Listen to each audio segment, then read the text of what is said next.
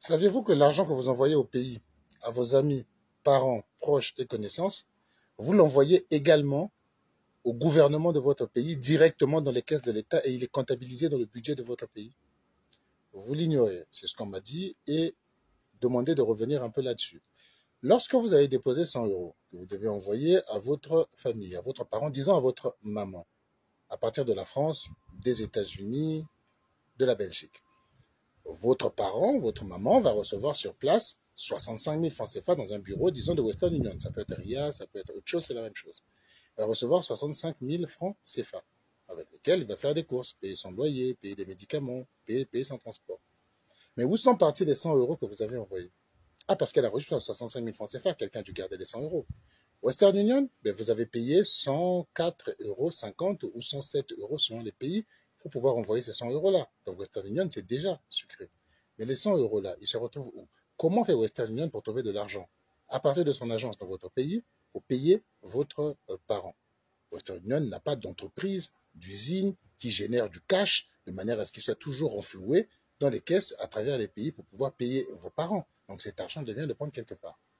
Eh bien, les 100 euros que vous envoyez dans votre pays, là, Western Union les envoie directement à la banque centrale de votre pays.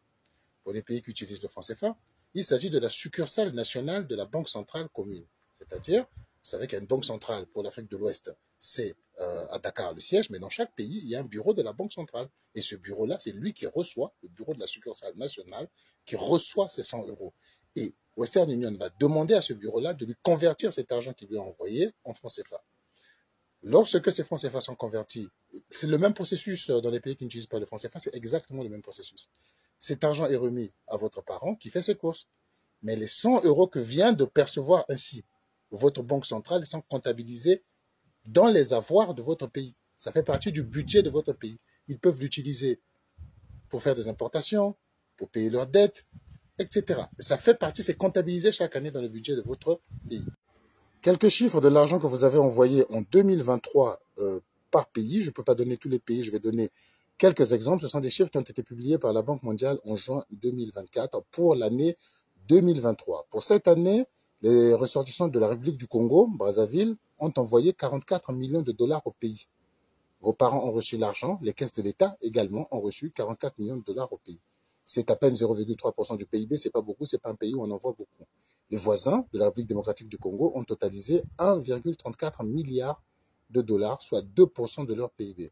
Pour la Côte d'Ivoire, c'est 1,3% du PIB. L'argent envoyé par la diaspora ivoirienne au pays représente 1,3% du PIB, soit une somme récoltée de 1,042 milliard de dollars. C'est bien moins que leur voisin et rival, le Ghana, qui a reçu 4,633 milliards de dollars, soit 6% de son PIB. C'est beaucoup 6%, mais c'est encore moins que le Togo, qui, en termes d'argent, reçoit moins 650 millions de dollars, mais en rapport à son PIB, cet argent contribue à 7% du PIB du Togo. On peut également citer d'autres pays.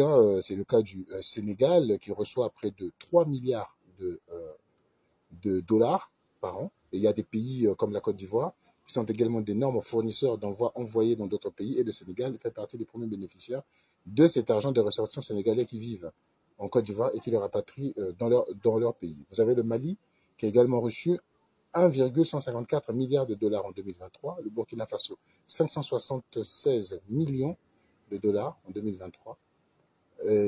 Ainsi que le Nigeria, c'est le tout premier pays qui reçoit le plus d'argent de ses ressortissants rapatriés à l'extérieur et qui renvoie au pays, c'est l'équivalent de 19,55 milliards de dollars reçus en 2023 de la part des ressortissants nigériens de l'étranger. 19 milliards de dollars, je ne sais pas, pour vous donner un ordre d'idée, la même année en 2023, le budget de la République démocratique du Congo était de 9 milliards de dollars. La République démocratique du Congo qui se prend pour un scandale géologique, le pays le plus riche du monde, dont le sous-sol a été béni de Dieu, etc. Toute l'exploitation, tous azimuts de son sous-sol aujourd'hui, sur lequel on trouve des Chinois, on trouve des Israéliens, on trouve des tas de compagnies possibles et imaginables, ne réussit à dégager qu'un revenu fiscal sur tout ça de 9 milliards de dollars, alors que, nous venons de le dire, le Nigeria reçoit seulement de ses enfants qui vivent en immigration, reçoit 19 milliards et demi. C'est beaucoup d'argent. Le Cameroun, on ne peut pas oublier le continent, c'est peut-être le dernier que nous allons citer, reçoit 580 millions de dollars, a reçu pour 2023 580 millions de dollars, soit 1,2% de son PIB. Il faut également noter que le pays pour qui cet argent représente la plus grosse partie du PIB, c'est le Libéria. Pour près de 18% de son PIB, 18,2% du PIB vient de l'argent envoyé par des gens de l'extérieur. Le Soudan du Sud, 15% de son PIB et la Somalie, 14% de son PIB. Pendant longtemps, cette ressource a été la première ressource de devises de Djibouti. Djibouti recevait son argent de devise essentiellement par l'envoi de l'argent des Djiboutiens qui travaillaient à l'extérieur. Aujourd'hui, Djibouti a diversifié un peu, mais c'est surtout grâce à la présence des bases militaires. Vous savez qu'à Djibouti, il y a des bases militaires chinoises, françaises, américaines, etc., qui payent de l'argent, qui payent un loyer de présence à Djibouti, et c'est devenu sa première ressource d'entrée de devises. Il y a des pays qui reçoivent très peu parce qu'ils ont très peu d'immigration. C'est le cas de la République centrafricaine, c'est le cas du Tchad, c'est le cas surtout de l'Érythrée, qui est un des pays les plus fermés du continent.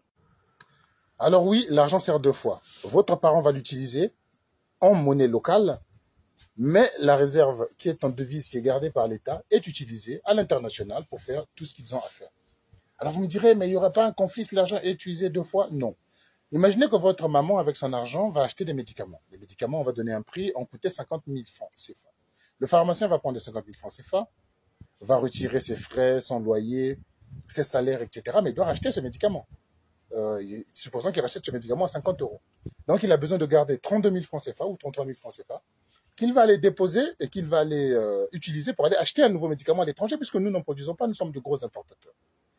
Seulement, il doit donc passer par la banque centrale, donc la succursale de la banque centrale de son pays, pour aller demander qu'on lui fasse le change pour l'avoir.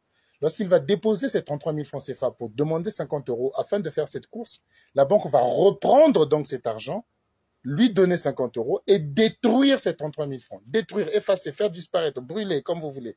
Mais on dit détruire. Parce que cet argent n'a plus de raison d'être.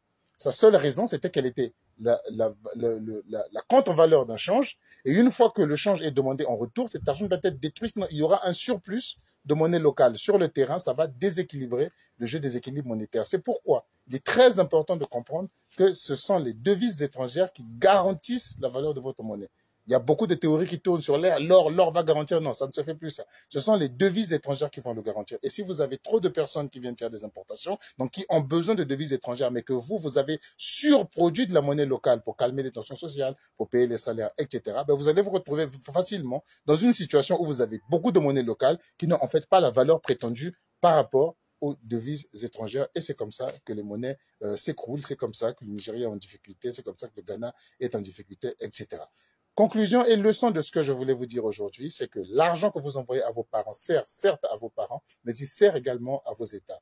Donc, soyez de bons citoyens, demandez des comptes à vos États. Quand vous êtes des immigrés, quand vous vivez à l'étranger, quand vous êtes de la diaspora, vous avez le droit de demander des comptes à vos États parce qu'il y a un énorme pourcentage de leur budget, 9% au Sénégal, vous vous rendez compte?